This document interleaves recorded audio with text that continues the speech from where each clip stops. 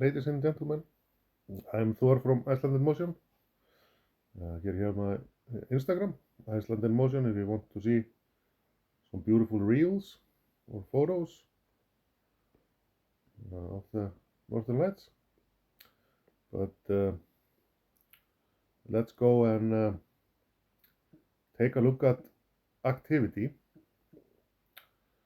Okay, I'm gonna start here, see what's been happening during the day. Okay, we have a orange alert now, so there is a strong substorm in progress. However, it's kind of too early for us, but there might be a little bit in the sky.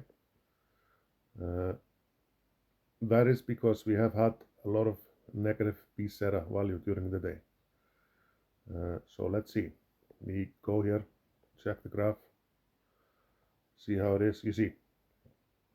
So because of the negative BSET value, the door has been very well open during the day, and that has resulted in very deep peaks here. For example, 9, when you were out, 9 till 11, you were here. In very weak substorm, that's why the lights were rather faded. However, those who stayed like a little bit longer, from around 11 till maybe 1 a.m., they got, pretty decent lights. Much stronger to the naked eye than here.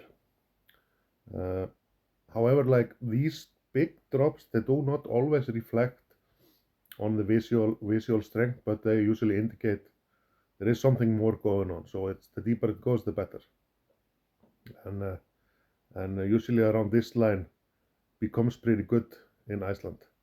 But this just shows me what's been happening. So this tells me today has been good. I see it's dropping here. So this is around 6. So let's say we have an activity period now, maybe from 6 till 7.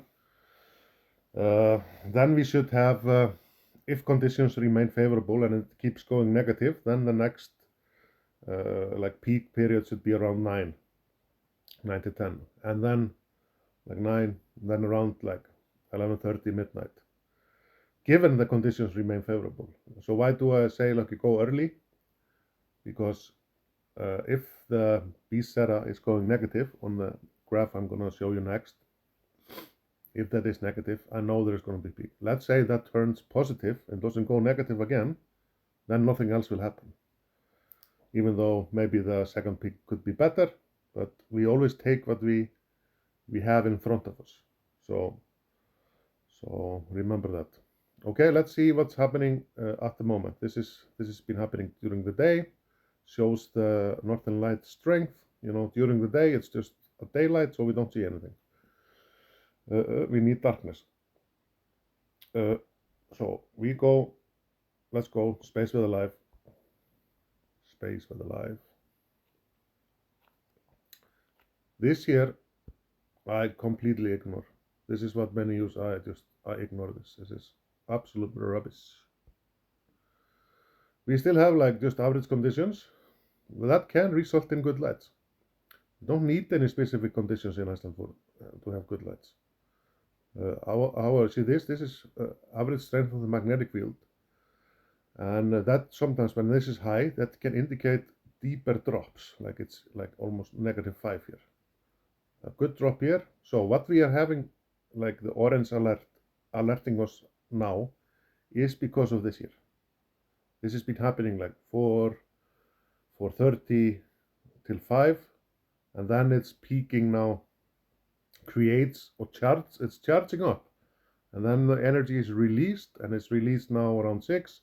That's why you have the orange alert on the other app I showed you, and this will be good in Scandinavia because it's already dark there and it's further up north.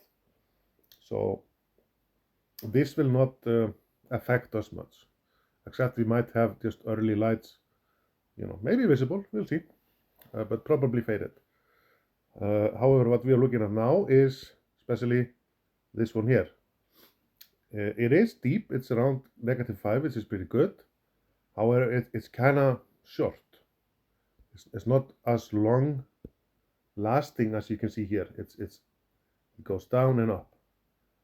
That is okay if this keeps going like this. going up and down regularly will enable a substorm, and this will be, so we have a peak now. Yeah, there will probably be camera lights around 8 with a peak period around 9. And if this keeps going, then we're going to have another one closer to midnight, maybe 11 till 12, 11:30, something like that.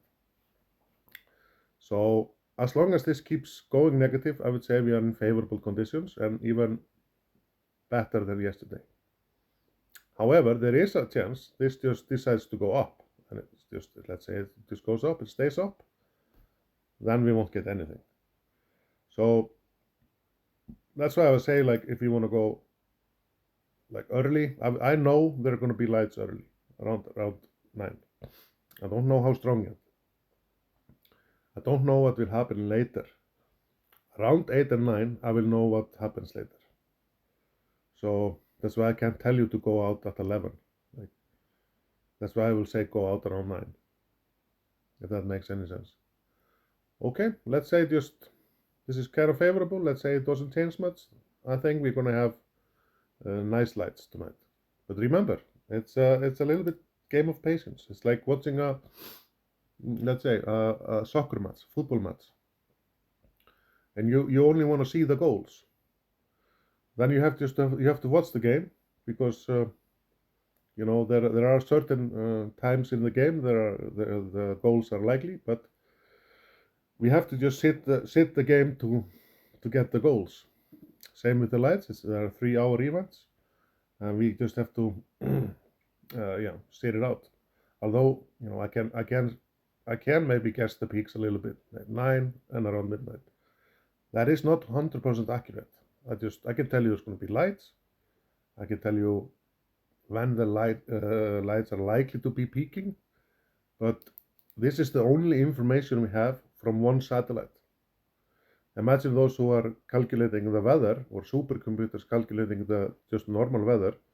They have multiple weather satellites calculating it. This is the only thing we have, and very few people can know about this. Half of the people doing like Northern Lights tours in Iceland, they have no clue.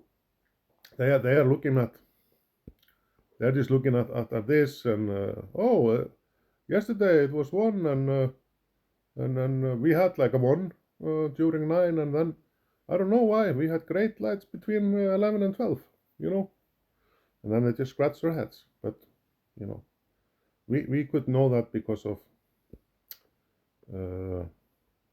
these drops here.